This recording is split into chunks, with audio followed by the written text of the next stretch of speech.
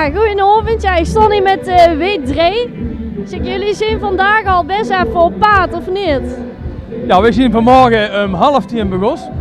Bij een collega Omroep vanochtend. Omroep Venlo, we hebben een interview gehad en daarna zijn we op verschillende plaatsen al geweest. Ja, en hij stoot we daar vandaag. Ja. En wie is het dan om zo de vastelovenseizoen van dit jaar te openen, meteen een hele dag volle petoeter tegenaan? Ja, zal ik het doen? Ja, De huur is het wel. Nee, maar ik ben met tegen het interview, hè. Nee, fantastisch. Dus we vinden het helemaal geweldig om te doen. En wat we nou met meemaken, we krijgen echt wel zin om dit vasteloven dadelijk in te rollen. Ja, helemaal geweldig. Ja.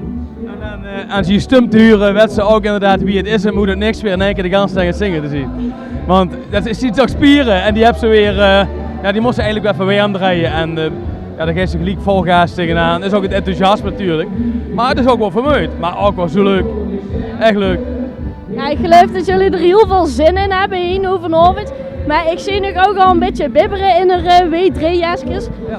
Wie bleef je nu warm tussen de optredens door? Ja, dat ze laten we Christus Biblische warm tussen de optredens door. Met de stoelverwarming. Dat doen we nou even voor. Ja,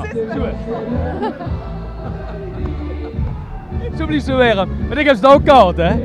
Ja, een beetje hossen, dan komt het wel goed. Oh ja. Ik wens je heel veel plezier. Merci voor het interview. Hier hoor je